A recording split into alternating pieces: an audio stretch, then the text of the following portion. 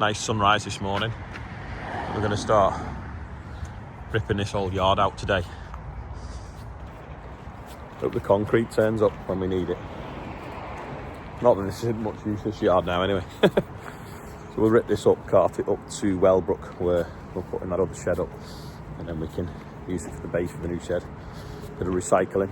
I just went to pick a gully up from down the road from James's, and there's a branch in the road that just fell off. Looked like it's been hit a few times by trucks, but it was right in the middle of the road, so I brought that back, throw on the pile, and there's a random log in here as well.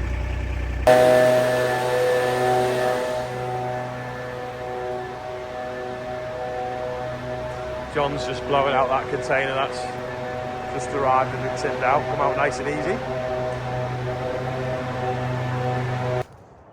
This frost has affected this cover crop, but Phacelia is still flowering a bit. Still the odd bit of mustard in flower. Holding up better than I thought, really. And then, I'm not sure whether you can see properly, but we've got wheat there in the bottom.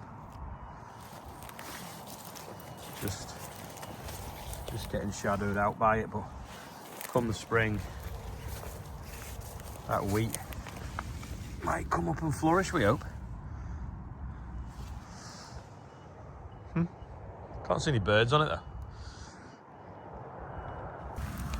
This really looks like the linseed's about to flower in this cover crop. Phacelia's a bit behind. Wheat looks healthy in the bottom though. Be interested to see what this looks like in a few weeks. In fact, you can see in that tram line there where the wheat's growing in rows.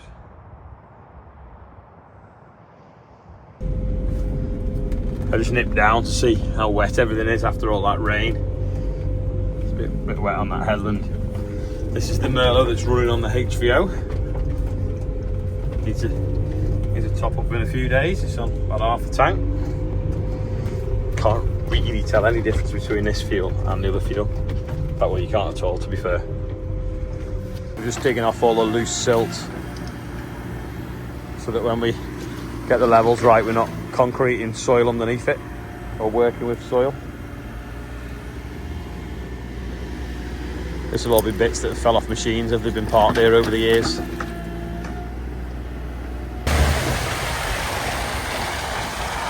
T21 Ted's just been for a load of grain.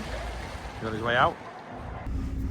I'm on the combine. I don't get to drive it much nowadays. John's always on it, but I'm just going to take it back to the neighbour's shed so that we've got some room in the yard while we're doing all this concreting. And then once we've done that, we can have a rejig around, bring it back and get it back up with the electric fence around it.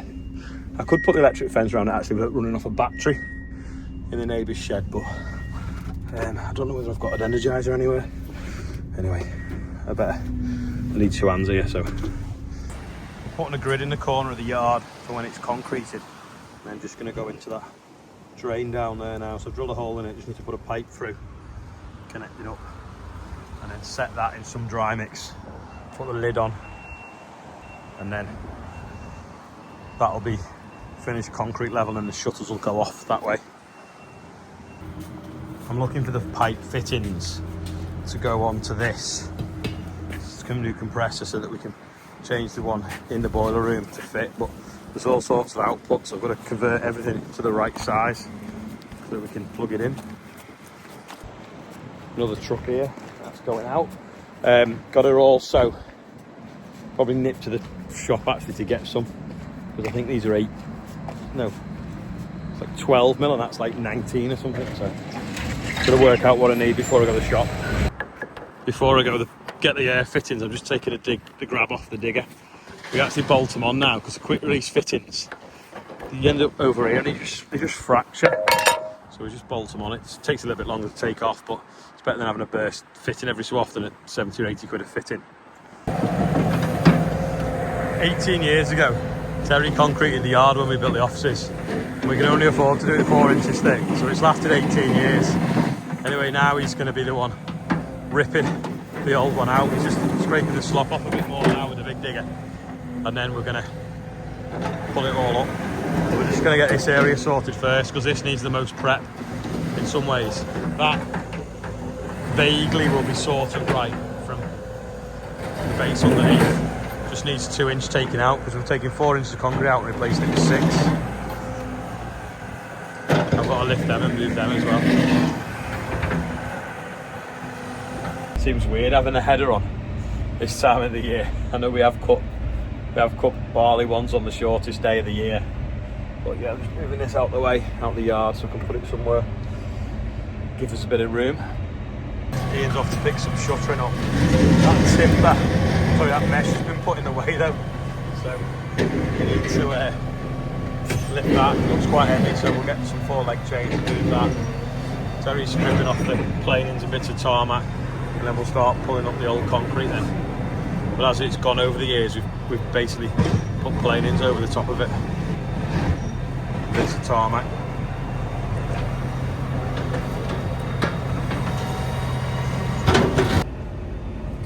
I've been down this track and that jetty was built at the right time, wasn't it? Now the water level's up. Don't even need the ladder on it. Terry's asking for a bucket with teeth now, so go and get the pallet forks and bring the tooth bucket round, and then he can peel up the concrete. I just hope it's not at Wellbrook. I feel like that could be the last place I saw it though. Parked this here before. How close is that? Pleased with that. Tom Pemberton close. Anyway, just going to twist it a bit so we can get the Merlot to it. And then I'm just going to get the shutter in. Typically the bucket we want for the big digger with the teeth on is at Wellbrook, so I'm just going to nip and get that now.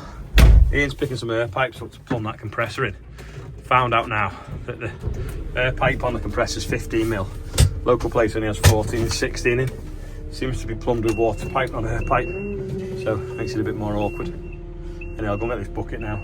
It's a bit wet, but a bucket in a bucket.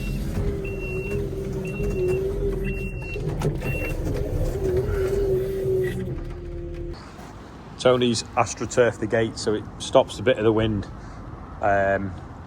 Yeah, just makes it a bit more cosy. Let's put some obstacles in as well.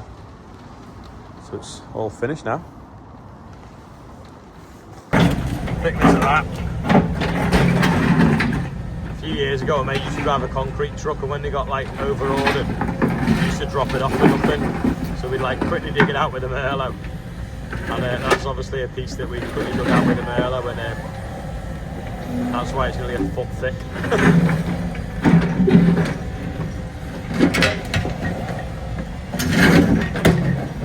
Terry's just trying to crack it on the track.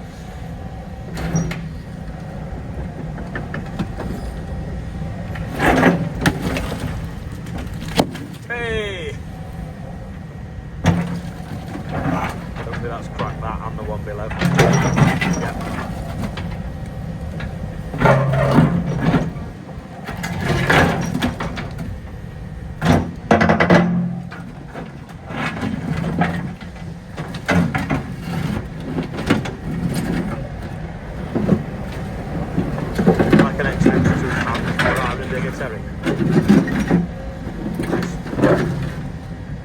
Knows what he's doing.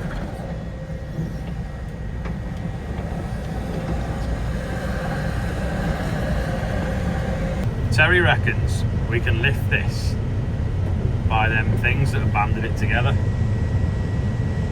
Well, it's a bit hard getting the hooks in, so we're just going to try. And get them in. But it's very tight. And there's 3 packs of mesh.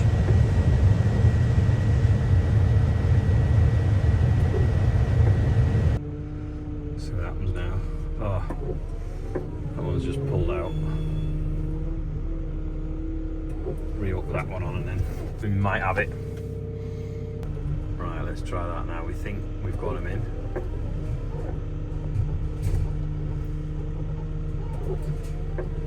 Oh yeah, it's not actually that heavy according to the screen. Right, move these and come back for the other 2. We've got the knack now of how to hook it on.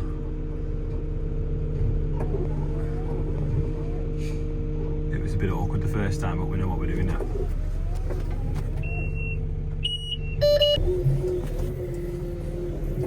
Terry and Andrew are just steadying it so they don't spin and hit the tyres.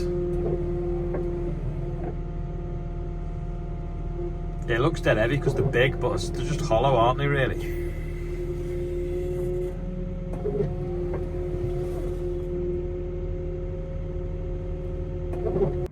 I don't know about anyone else, but it's got so windy today. This gusts are terrible. I don't know if you can hear it.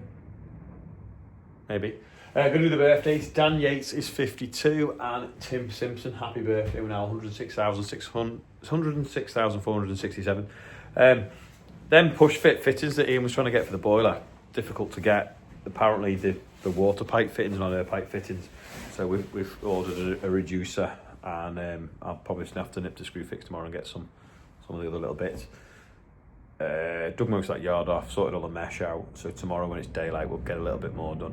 James is going to be helping us as well, so we'll try and get it prepped as much as we can. It's just really annoying, it's supposed to rain all day tomorrow and Sunday. Anyway, that's all for today. Thanks for watching, and I'll see you tomorrow.